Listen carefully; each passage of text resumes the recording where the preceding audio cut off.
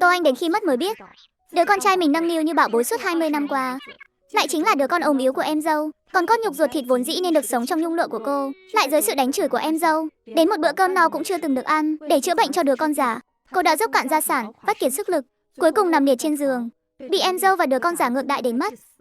Trong nỗi hận thù hừng hực như lửa đốt, cô đã trút hơi thở cuối cùng. Khi mở mắt ra lần nữa, cô đã quay trở lại ngày mình sinh nở. Tô Anh, không được ngủ, mau mở mắt ra đi.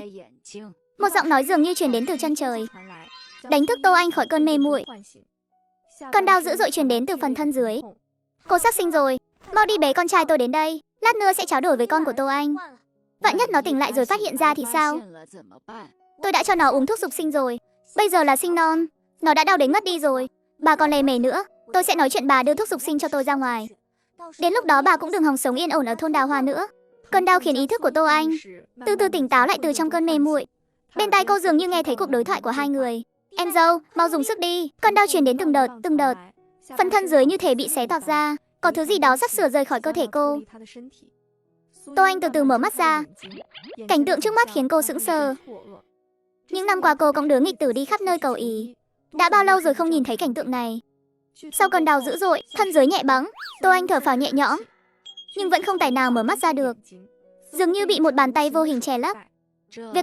Việc này không tốt lắm đâu. Nếu bị người ta phát hiện thì tôi xong đời mất. Ta chỉ là một bà đỡ, không muốn rước họa vào thân đâu. Cuộc đối thoại của hai người, từng chữ một lọt vào tai Tô Anh không sót một lời. Cô ấy đã trọng sinh rồi, trở về đúng ngày sinh nở. Kim Phượng đang bàn bạc với bà đỡ để tráo đổi con trai của cô. Người đàn bà độc ác này. Hệ thống phát hiện yếu tố nguy hiểm. Có kích hoạt phòng ngự bảo vệ Tô Anh không? Bất kể đây là thứ gì, cô dứt khoát chọn đồng ý.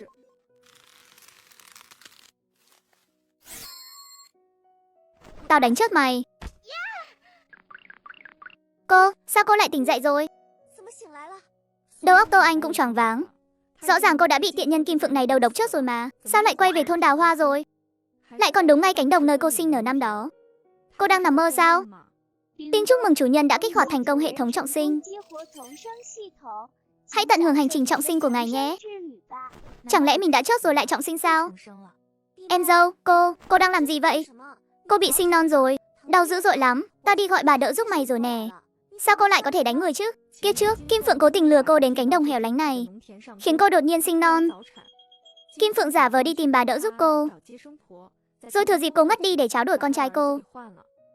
Tô Anh vội vàng bế đứa trẻ được quấn tã lên. Đây là con trai ruột của cô. Kiếp trước cô chỉ mới nhìn qua một cái, đứa bé này đã bị tráo đi mất rồi. Giúp đỡ ư? Sao tôi lại đến đây? Trong lòng chị rõ nhất mà. Đồ tiện nhân như chị, muốn trộm con của tôi à? Nằm mơ đi, em dâu, cô nói gì vậy? Tao cũng có con trai mà. Tại sao phải đi trộm con của mày chứ? Phải rồi, chị có con trai, nhưng con trai chị lại mắc bệnh bẩm sinh. Kim Phượng bỗng trợn tròn mắt. Con trai chị ta vài ngày trước đột nhiên sốt cao không dứt. Đi bệnh viện kiểm tra, bác sĩ nói là có bệnh bẩm sinh, không có cách nào chữa dứt điểm, phẫu thuật cũng cần một số tiền lớn.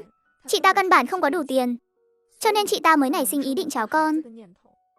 Đây là chuyện mà ngoại trừ vợ chồng họ ra, không một ai biết được tại sao Tô Anh lại biết chuyện này. Em dâu à, tôi thấy cô đau đến lú lẫn rồi phải không? Con trai tôi đang khỏe mạnh thế này, sao có thể có bệnh được chứ? Đã không tráo đổi được đứa bé, thì chuyện này tuyệt đối không được để lộ ra ngoài. Chỉ cần mình khăng khăng không có chuyện này, thì chỉ dựa vào cái miệng của hạng tiểu thư tư bản bị hạ phóng này, em rằng chẳng có ai tin đâu. Cha mẹ chồng từ trước đến nay vốn không coi trọng Tô Anh, huống hồ chồng cô ta cũng không có nhà. Nghĩ đến đây, Kim Phượng cũng không còn hoảng loạn nữa. Tôi thấy cô đau đến lú lẫn rồi, đang yên đang lành lại còn đánh cả bà đỡ nữa. Ái cha, cả đời đỡ đẻ tôi chưa từng thấy sản phụ nào như cô cả. Bớt diễn kịch trước mặt tôi đi. Tưởng là tôi đã ngủ lịm đi rồi nên muốn làm gì thì làm hả? Có cần tôi nhắc lại từng câu từng chữ cho các người nghe không? Cho tôi uống thuốc dục sinh để cháu con trai tôi, giờ tôi mà lên đại đội tố cáo, xem các người có bị đánh chết không. Kim Phượng không ngờ cô ta lại nghe thấy hết rồi. À, ta quyết tâm liều một phen. Ánh mắt trở nên hiểm độc. Chúng tôi có hai người, con cô chỉ có một mình. Tôi cứ nói cô bị khó đẻ, rồi mất thì cũng chẳng ai nghi ngờ gì đâu. Lưu bà tử, chúng ta đã phóng lao thì phải theo lao thôi. Chỉ có bóp chết cô ta thì chuyện này mới kết thúc được. Bà không có nói với tôi là đến đây để giết người đâu đấy. Tôi không muốn ngồi tù đâu. Không có ai nhìn thấy thì sợ cái gì, còn do dự gì nữa. Lát nữa có người đến thì bà sẽ bị lôi ra gốc cây đa trói lại mà đánh chết đấy. Đừng có trách tôi. Ai bảo cô lại tỉnh dậy làm gì? Biến đi. Đừng có chạm vào con trai tôi. Lưu bà tử lại bị đập trúng đầu. Sợ hãi la hét liên tục rồi lùi lại. Cô điên rồi. Mất mạng người là cô phải ngồi tù một cộng đấy, có biết không? Phải, tôi điên rồi đấy. Kẻ nào dám chạm vào con trai tôi sẽ liều mạng với kẻ đó. Tô Anh trừng mắt nhìn Kim Phượng. Cô hận không thể rút gân lột da cô ta, mới có thể bù đắp lại những nỗi khổ mà con trai cô phải chịu ở kiếp trước. Kiếp trước, vì nhà họ Tô bị thanh trừng, cha mẹ đã gửi cô đến nhà họ Giang để lánh nạn. Sau khi cha mẹ qua đời, cô vì thân phận con nhà tư bản nên luôn bị Kim Phượng nhắm vào đủ đường. Trong nhà không có lấy một người bảo vệ cô chỉ có thể nhẫn nhịn hết lần này đến lần khác. Không ngờ đổi lại là con trai bị tráo đổi, chồng bị hại, gia đình cô tàn nát, người mất nhà tan. Cách 50 mét về phía đông có đội sản xuất, đi ngang qua có thể cầu cứu họ. Tô Anh bừng tỉnh, không kịp nghĩ xem lời hệ thống nói là thật hay giả, chộp lấy một hòn đá ném mạnh xuống. Kim Phượng thậm chí còn thấy cô ôm chặt lấy con trai, đứng dậy chạy về hướng đông. Mau đến đây với, có người trộm trẻ con rồi, có người trộm trẻ con rồi. Con trai ngoan, khóc đi, khóc to lên một chút. Sau này ngày tháng của mẹ con mình sẽ toàn là ngày tốt lành thôi. Còn đợi cái gì nữa? Mau đuổi theo đi chứ. Tô Anh, mày đừng chạy, đứng lại đó cho tao. Mọi người có nghe thấy ai đang hét không? Hình như nói là có người trộm trẻ con. Ai lại đến tận đây trộm trẻ con chứ? Lỡ như là bọn buôn người trộm trẻ con rồi trốn ở đây thì sao? Con trai, mẹ con mình được cứu rồi. Ông Giang, ông mau đi xem thử đi. Cháu nội nhỏ của ông suýt chút nữa bị người ta trộm mất rồi. Chuyện này là thế nào? Cha, mẹ, Kim Phượng muốn tráo con trai của con, tráo thành đứa con ấu miếu của chị ta. Tại sao lại phải tráo con chứ? Chẳng phải cả hai đứa trẻ đều bình an vô sự sao? Nói bậy bạ, con tôi mới không phải là đứa ốm yếu. Tôi có lòng tốt tìm bà đỡ cho cô, vậy mà cô lại dám đổ với tội lỗi lên đầu tôi. Tráo con cái gì? Ốm yếu cái gì? Kim Phượng và Lưu bà tử cấu kết với nhau định trộm con của tôi. Chính là Lưu bà tử muốn trộm đứa bé đem đi bán. Tôi đã đánh ngất Lưu bà tử rồi. Chồng cô ta là Giang lão nhị có thể làm chứng. Tô Anh lúc này mới biết Giang lão nhị khi đó đang canh chừng ở gần đấy. Nếu không phải người của đội sản xuất đến thì cô đã mất mạng trong tay ba người bọn họ rồi. Trán của Lưu bà tử bị người ta đánh vỡ rồi, vì đau quá mà ngất đi, hiện đang bị nhốt ở công xã đấy. Cha, mẹ, Lưu bà tử và Kim Phượng muốn tráo con của con. Trộm trẻ con là trọng tội đấy. Con muốn kiện lên công xã, kiện lên chỗ chủ nhiệm đồn công an. Chuyện này chắc chắn là hiểu lầm thôi. Con nói xem, đều là con trai cả. Cháu con để làm gì cơ chứ? Chắc chắn là bà đỡ đỏ muốn trộm đứa bé rồi. Chủ nhiệm hội phụ nữ tự nhiên cũng không dám tin chuyện này. Nếu đã là hiểu lầm giữa người nhà với nhau, kẻ buôn người cũng đã bị bắt rồi. Bà ấy liền giao lại sự việc cho họ tự giải quyết, rồi mình thì rời đi trước. Chắc chắn là có hiểu lầm gì đó rồi. Lão nhị tự mình cũng có con mà. Việc gì phải tráo con của con làm gì? Đúng vậy đó em dâu. Em chắc chắn là hiểu lầm rồi. Con của nhà chị cũng là con trai, không cần thiết phải tráo với em. Chị vẫn còn đang chối quanh sao? Tôi tận mắt thấy chị sai bảo Lưu bà tử cướp con trai tôi, bởi vì con trai của các người vừa sinh ra đã mắc bệnh bẩm sinh rồi. Vợ chồng hai người, kẻ thì canh chừng, kẻ thì tráo con. Lão nhị, chuyện này là sao? Bệnh bẩm sinh sao? Đó là bệnh gì? Mẹ thấy con của lão nhị vẫn bình thường mà. Con đang yên đang lành sao lại rủa xả đứa trẻ như vậy? Kim Phượng toàn thân run rẩy, ánh mắt như muốn đâm thủng Tô Anh. Chuyện đau lòng và nhục nhã nhất của cô ta cứ thế mà bị phơi bày trước mặt mọi người. Cô nói bậy bạ. Con trai tôi sức khỏe rất tốt. Cha, mẹ, nếu hai người không tin thì cứ vào phòng chị ta mà tìm. Giấy chẩn đoán của bác sĩ chắc chắn vẫn còn giấu trong phòng chị ta đấy. Chị dâu cả, chị đi tìm thử xem.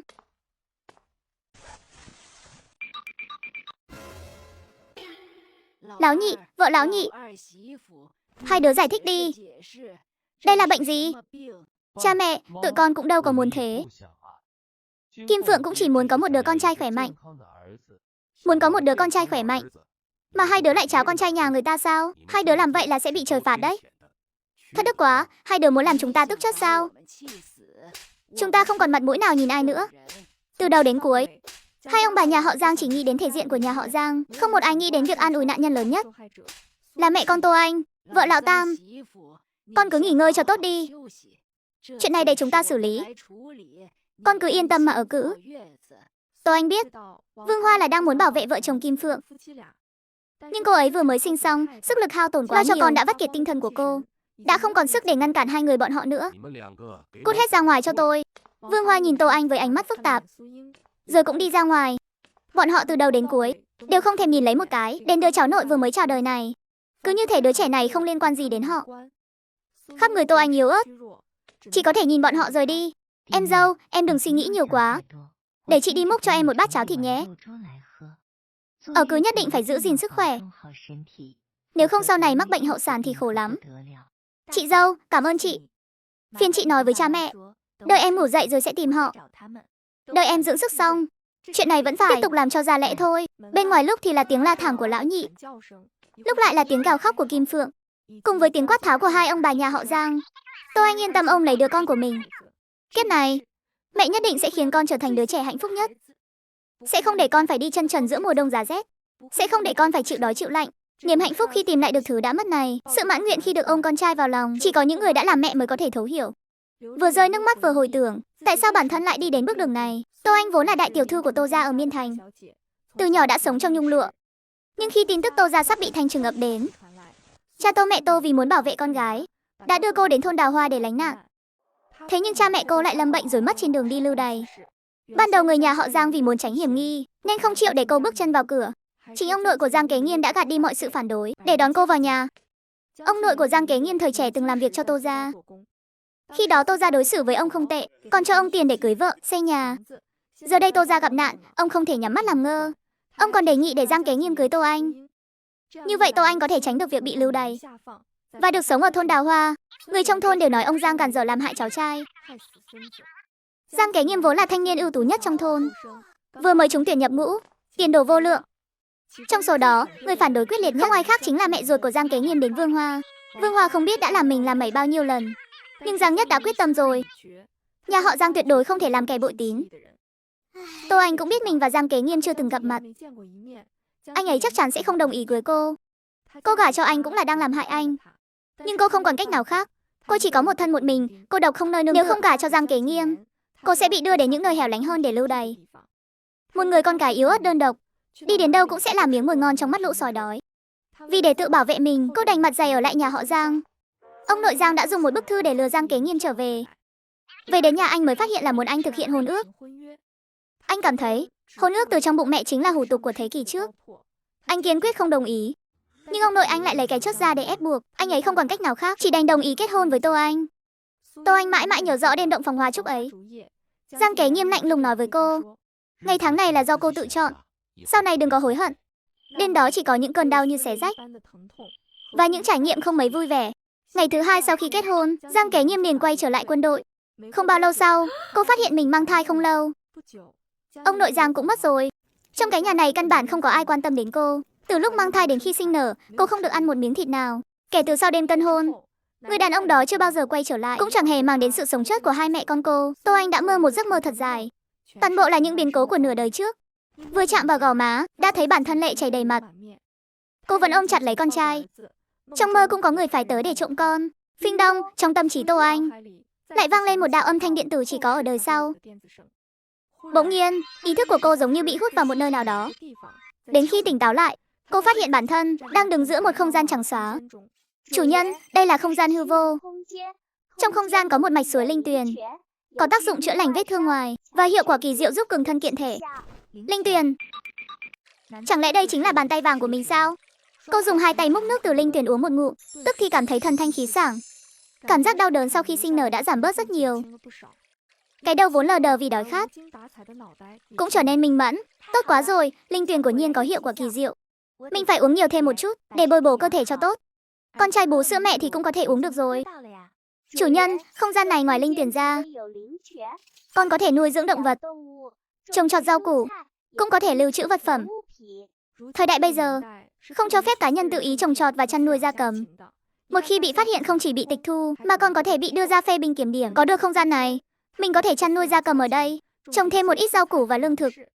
Lại còn có thể trồng cả thảo dược nữa. Thứ nhất là để tầm bổ cơ thể, thứ hai là có thể đem đi bán lấy tiền. Chắc chắn là ông trời thấy kiếp trước tôi sống quá vất vả, nên kiếp này mới ban cho tôi không gian này.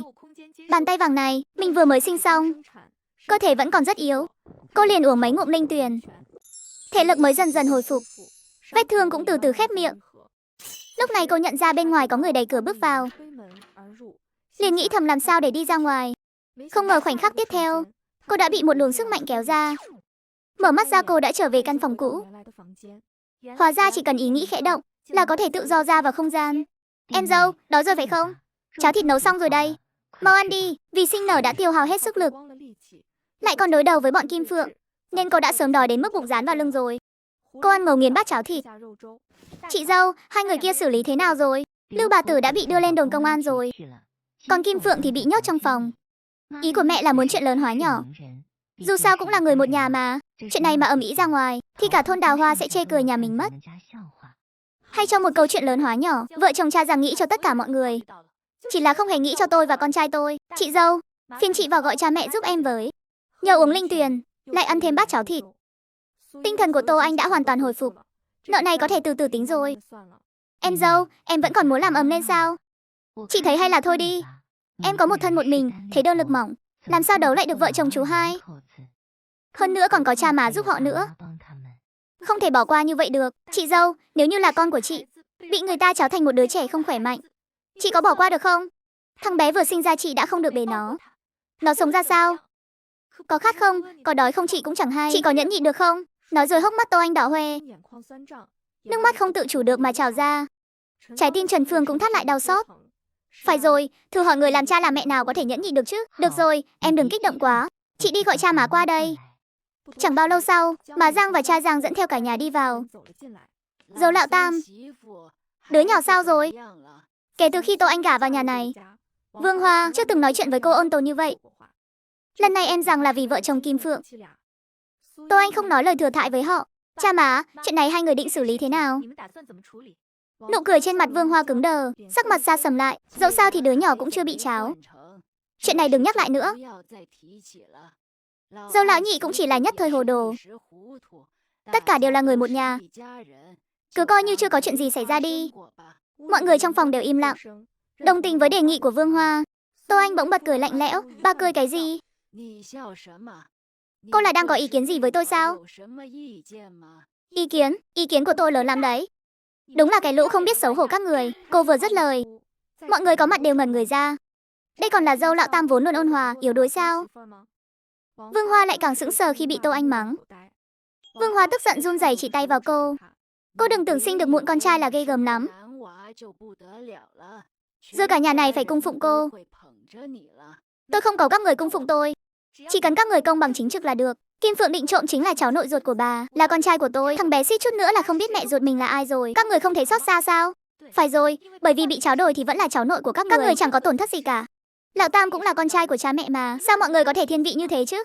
Giang Phụ nghe thấy lời cáo buộc của Tô Anh, liền quay mặt đi chỗ khác. Ai thiên vị chứ? Vừa rồi chúng ta ở ngoài sân đã dạy dỗ Lão Nhị và vợ nó rồi. Con không nghe thấy sao? Ai thiên vị thì trong lòng mọi người tự biết rõ. Chỉ mắng vài câu mà có thể bù đắp được tội lỗi khiến con trai tôi suýt bị tráo đổi sao? Chẳng phải mọi người sợ chuyện này truyền ra ngoài sẽ mất mặt sao? Nên mới để mẹ con phải chịu ủy khuất. Chuyện này con sẽ không bỏ qua như vậy đâu. Con, vợ Lão Tam. Vậy con muốn thế nào? Gia đình Lão Nhị phải dọn ra ngoài, để lại căn phòng đó cho mẹ con ở. Vợ Lão Tam, con cũng quá đáng quá rồi đó. Dựa vào cái gì mà bắt chúng tôi dọn ra ngoài? Cái nhà này cũng không phải là nơi để cô quyết định đâu. Chúng tôi cũng vừa mới sinh con xong. Dọn ra ngoài thì chúng tôi ở đâu? Căn phòng này của cô nhỏ như vậy, ba người làm sao mà ở được? Chị cũng biết căn phòng này nhỏ sao? Mẹ con tôi đã ở đây suốt 1 năm trời rồi đấy. Cái sân này là do cha của đứa nhỏ bỏ tiền ra xây. Cho dù mọi người không quan tâm đến con, coi thường thân phận của con, thì con trai con vẫn có tư cách ở chứ. Dựa vào cái gì mà bắt con trai con phải ở trong cái nhà tranh vách đất này? Vương Hoa tức đến mức mặt mày tái mét. Trong phòng im phăng phắc. Tô Anh nói tiếp, phân ra đi. Từ nay về sau con sẽ ăn riêng với mọi người. Còn nữa, tiền trợ cấp Giang từ nay phải giao tận tay con. Con đừng có quá đáng. Ta là mẹ nó. Cầm tiền trợ cấp của Lão Tam là chuyện đương nhiên. Con thấy trướng mắt rồi phải không? Ta quản lý cả cái gia đình lớn này, con tưởng dễ dàng lắm sao? Cả nhà bao nhiêu miệng ăn, việc gì mà không cần đến tiền. Vương Hoa làm sao có thể giao tiền trợ cấp ra chứ? Cả nhà này đều dựa vào tiền trợ cấp của Lão Tam để sống qua ngày. Ánh mắt của Tô Anh lạnh lùng lướt qua đám người nhà họ Giang. Cái gia đình này có liên quan gì đến tôi không? Theo lý mà nói, mọi người đều đã lập gia đình cả rồi, đã nên chia gia sản từ lâu mới phải. Tiền lương của Lão Tam, dựa vào cái gì mà bà cứ nắm giữ mãi trong tay? Tôi là vợ của anh ấy, thì nhận số tiền đó mới là lẽ đương nhiên. Ngày lễ ngày Tết tôi có thể biếu bà chút tiền tiêu lễ. Đó gọi là hiếu thảo. Còn nếu bà cứ khư khư giữ lấy thì nói ra chính là lỗi của bà. Và lại giờ tôi đang ở cữ, cần bồi bổ dinh dưỡng, con trai tôi cũng cần dinh dưỡng. Chuyện này có làm ầm lên công xã tôi cũng nói như vậy. Vương Hoa tức đến nghẹn cả lồng ngực. Bà ta đấm thình thịch vào ngực mình. Tôi không sống nổi nữa rồi. Cái nhà này sắp tan nát rồi. Tôi đã bảo là không được cưới tiểu thư nhà tư bản mà. Cứ làm loạn đi, muốn gào khóc thì ra ngoài mà gào. Đừng có ở đây làm con trai tôi sợ. Khoản tiền lương trước đây tôi không tính toán với bà nữa. Nhưng từ tháng này trở đi, tiền lương phải giao tận tay tôi. Nếu không thì cứ đợi một người đàn bà ở cữ như tôi, bế con lên công xã làm loạn đi. Làm cho cả thiên hạ đều biết hết. Điên rồi, điên thật rồi. Người đàn bà này thật sự điên rồi. Tô Anh nở nụ cười khinh bỉ. Phải, tôi điên rồi. Chỉ có kẻ điên mới không dễ bị bắt nạt. Trước đây tôi đã quá nhu nhược, bị người ta nhào nặn như nắm bột. Tô Anh lùi một bước, bọn họ lại lần tới một bước. Từ hôm nay trở đi, tôi nhất định phải làm người đàn bà điên trong mắt kẻ khác. Chuyện trong nhà mà cô còn dám làm ầm lên công xã. Cô không thấy mất mặt sao? Tôi sợ gì mất mặt chứ? Người cháu con không phải là tôi. Người bao che cho kẻ cháu nội mình không phải là tôi. Người thiên vị lão nhị không phải tôi. Dùng tiền lương của con trai thứ ba nuôi cả nhà, nhưng lại ngó lơ vợ con của anh ấy, cũng chẳng phải là tôi. Dấu lão Tam, cô càng nói càng quá đáng rồi đấy. Mặc dù mẹ con làm người có chút hồ đồ, nhưng bà ấy chưa từng đối xử thiên vị các con bao giờ. Chưa từng thiên vị tôi ư? Mang thai suốt 9 tháng trời, mọi người đã từng mua cho con một miếng thịt nào để ăn chưa? Kim Phượng cũng mang thai như vậy, mỗi sáng nó đều có cháo thịt để húp. Đến tận hôm nay con mới được húp bát cháo thịt này. Đây chính là cái không thiên vị mà mọi người nói đó sao? Chẳng phải tôi đã bảo bà mua thịt cho cả hai đứa trẻ sao? Tại sao chỉ mua cho vợ tháng 2? Chuyện này, tiền không đủ mà. Tiền không đủ bà cũng không thể chỉ mua cho một người chứ. Chia ra mỗi người một ngày cũng được mà. Vương Hoa bị chồng mắng đến đỏ cả mặt. Tô Anh mặt không cảm xúc nhìn cha Giang. Kiểu người cha im lặng này cũng chẳng tốt đẹp hơn Vương Hoa là bao. Cùng lắm là khi cô chịu uất ức thì ra mặt giả làm người tốt để thể hiện quyền uy của chủ gia đình. Dâu ba à, ba thật sự không biết con đã phải chịu uất ức lớn đến vậy. Đứa trẻ này, sao con không nói ra chứ? Từ hôm nay trở đi, ba nhất định sẽ trông chừng mẹ chồng con, không để bà ấy làm chuyện hồ đồ nữa. Nói đi nói lại cũng chỉ muốn né tránh chuyện phân gia thôi. Tóm lại, nhà này nhất định phải phân. Hôm nay con đã quyết rồi, ai không hài lòng thì có thể dọn ra khỏi đây. Tất nhiên, hai người là cha mẹ của nhà lão Tam. Con không có quyền đuổi hai người, nhưng những người khác bắt buộc phải nghe con. Mẹ, Vương Hoa tức đến ngất đi. Giang lão đại vội vàng cõng bà ấy về phòng. Cả nhà ồn ào kéo nhau đi hết. Chuyện phân gia đương nhiên bị gác lại. Tô Anh đã đem hết mọi uất ức của hai kiếp, trút hết ra ngoài. Trong lòng cô cảm thấy rất sảng khoái. Nếu không phải vì con trai đang ngủ say trong lòng, cô thật sự muốn chạy ra sân hét lớn vài tiếng. Các người dám lừa dối chúng ta như vậy sao? Chuyện con cái đau ốm lớn như vậy mà không nói với chúng ta, lại dám đi chào con của người khác. Ba, con cũng chỉ vì một phút mê muội thôi mà. Mê muội? Mê muội mà anh dám làm ra loại chuyện này sao? Cũng may là chúng ta đã ngăn được vợ lão Tam báo án. Nếu không tôi thấy anh cũng phải giống như bà đỡ kia, vào đồn mà ngồi bóc lịch. Đều tại mụ Lưu bà tử kia làm hỏng chuyện. Bà ta đáng đời bị tống giam. Nếu không phải bà ta cứ sợ đầu sợ đuôi, thì đứa bé đã được cháo từ lâu rồi. Làm gì có chuyện đó, nếu không nhờ tôi giả vờ ngất. Tôi thấy cái nhà này đã bị các người làm cho tan nát rồi. Cha mẹ, con cái bị bệnh chúng con cũng sốt ruột mà. Căn bệnh này căn bản không chữa được. Chúng con nghĩ lão Tam có tiền trợ cấp nên có thể cứu được đứa nhỏ này. Chúng con chỉ muốn tìm cho đứa trẻ một con đường sống. Giờ Tô Anh lại làm loạn đòi phân gia, còn muốn các người dọn ra ngoài. Nếu không cô ta sẽ lên công xã làm loạn. Chuyện này một khi đồn ra ngoài, công việc của con cũng không giữ nổi đâu. Mẹ, con không muốn dọn ra ngoài. Đứa trẻ mới sinh, sức khỏe lại không tốt. Giờ mới biết sợ à? Lúc làm chuyện đó sao không nghĩ đến hậu果chứ? Chuyện cháu con mà các người cũng nghĩ ra được. Các người làm vậy có còn là người không? Cha nó đừng mắng nữa. Hay là ông đi khuyên nhủ vợ lão nhị đi. Dù sao cũng là người một nhà. Đuổi đi như vậy thì ra thể thống gì chứ? Đúng đó cha, chúng con đổi nhà với cô ta ở được không? Tôi luôn cảm thấy Tô Anh lần này tỉnh lại cứ như biến thành một người khác vậy. Nhìn cái điệu bộ đó của cô ta, nhất định là muốn các người dọn ra ngoài. Dựa vào cái gì mà phải nghe lời cô ta? Ai bảo các người để lộ sơ hở vào tay người ta chứ? Nếu cô ta nói chuyện này ra ngoài, công việc của con còn muốn giữ không? Ngày mai chúng ta nhất quyết không hé môi. Tôi không tin. Một mình cô ta mà còn có thể đấu lại bao nhiêu người chúng ta sao? Bàn về chuyện phân gia, Kim Phượng lại nháy mắt ra hiệu với lão nhị. Cha, mẹ, bác sĩ nói sức khỏe đứa bé tốt nhất nên phẫu thuật sớm. Là một lần phẫu thuật ít nhất cũng tốn chừng này. Cha mẹ có thể cho con mượn một ít không? Bao nhiêu? Phẫu thuật gì cơ? Sao lại tốn nhiều tiền như vậy? Các người không phải bị lừa rồi đấy chứ? Người ta nói đây là ca bệnh hiếm gặp. Cái này cũng chỉ có thể điều trị bảo tồn thôi. Con số này mới chỉ là chi phí của một lần phẫu thuật. Đợi con lớn thêm chút nữa còn phải phẫu thuật lần thứ hai. Chi phí còn đắt hơn lần này nữa. Má cho tụi con mượn ít tiền trước đi. Như đó tiền lương của tôi còn không đủ cho chúng ta tiêu xài. Số đó đều là của em trai con.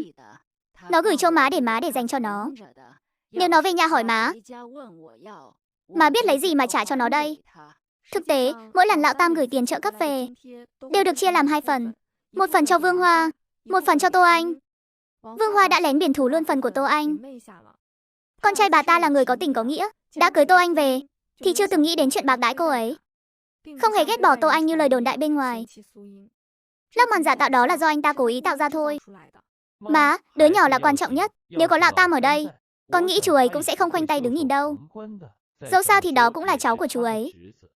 Chú ấy nỡ lòng nào nhìn cháu mình bị bệnh sao? Chỉ đánh vậy thôi. Lão Tam chắc cũng sẽ hiểu cho. Cứ lo phẫu thuật cho đứa nhỏ trước đã. Ngày mai hai đứa bay đi xin lỗi Tô Anh đi. Chuyện chuyển nhà thì cố mà dàn xếp cho qua. Muốn ở lại thì phải biết dẹp cái mặt mũi đi.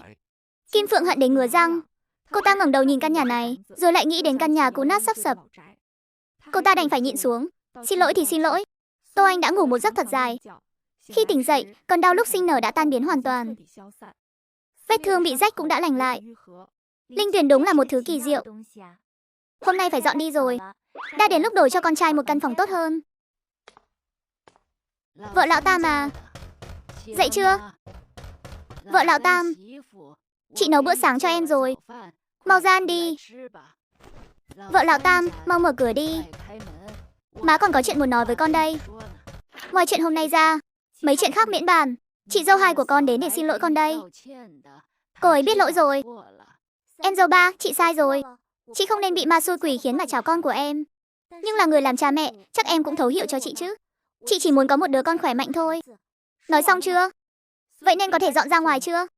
Tôi và con trai còn đang vội dọn vào ở đây. Kim Phượng đang đứng sững tại chỗ, nhất thời không biết nên diễn tiếp thế nào. Sao cô lại không có lòng trắc ẩn như thế hả? Kim Phượng nhà tôi đã khóc đến mức này rồi. Là tôi ép chị ta khóc à? Tôi còn chưa nói việc các người sáng sớm đã đến cửa nhà tôi gào khóc. Thật là xui xẻo, cái đồ này. Đợi giải quyết xong chuyện căn nhà, xem tao xử lý nó thế nào. Em dâu, trước kia đều là do chị không tốt. Nhưng em hãy nhìn vào đứa trẻ. Có thể đừng đuổi chúng chị đi được không? Nói rồi Kim Phượng lùi lại 2 bước định quỳ xuống. Chị xin em đây. Lão nhị vội vàng đỡ lấy người.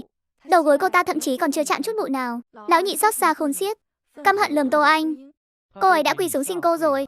Hận thù lớn đến mấy cũng nên bỏ qua đi chứ. Đúng đó Tô Anh. Cô cứ coi như là vì đứa trẻ đi. Cô cũng là người làm mẹ mà. Ánh mắt Tô Anh lướt qua người bọn họ. Dùng đạo đức để ép buộc tôi đấy à? Chỉ cần mình không có đạo đức thì chẳng ai có thể ép buộc được mình. Quỳ xuống là hành động gì to tát lắm sao?